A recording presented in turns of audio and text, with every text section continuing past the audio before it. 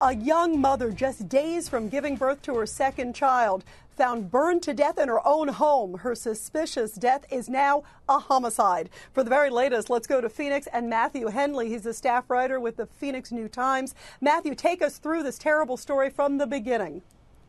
Hi. Well, Dwandarius comes home, claims he sees the windows thick with smoke.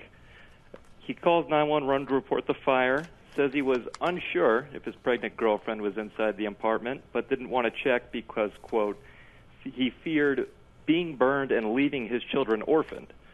So he sat in his car in the air conditioning while police arrived. Fire personnel found Shaniqua in her bedroom, bound and on fire. Let's go, if we could, to Sergeant Trent Crump with the Phoenix Police Department. He's the spokesperson there. Sergeant Crump, thank you, first of all, for being with us. I know you're in the middle of all of this.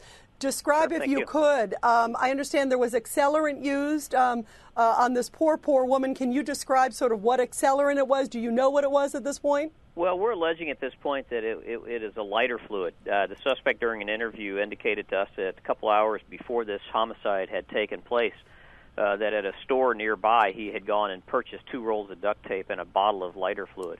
Some of that evidence was recovered, and to date some of it hasn't been, and specifically the bottle of lighter fluid was not recovered. But with the use of our crime lab, and at least at the scene, the fire department and an accelerant detection dog, we were able to determine that accelerant was used. One of the things I think is striking, and I'm sure obviously it alerted you guys, Sergeant Crump, right away, he's sitting there in this air-conditioned SUV, as we're hearing. She's inside, dying. And also, I understand there were some reports, too, that he claimed he saw smoke, and that's what he called, 911. But then what, your officers didn't see smoke from the outside? There are a lot of questionable things here. Yeah, and that's what really led us to start looking at him in the first place. We're at this scene, and as he's telling us that he didn't enter this apartment, which we can all second guess and Monday morning quarterback at this point, but understand that when he tells us that he doesn't enter because he smells smoke and because he can see the fire inside the unit, you have to realize that this is something that our officers didn't see, that the fire department doesn't see until we enter the home. And also, about an hour before this incident, we had residents that were calling the management company because of a smoke or fire alarm. These are individuals who were checking that particular building and who couldn't see or hear or smell this smoke. And so right from the get-go, the story had problems.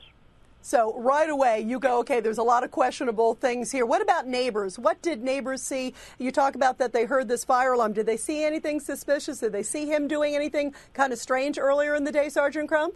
Well, no, not specifically as it relates to that. I mean, he had indicated that he was visiting with some neighbors earlier in the day, but he didn't get off work until about 1 o'clock that afternoon, and now we're out there now in the 4 or 5 o'clock hour.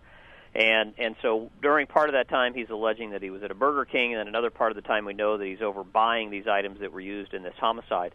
But we're not getting information from neighbors other than hearing the smoke detector or the fire alarm that was going off that they knew of or heard anything that would lead them to believe what had occurred in that apartment.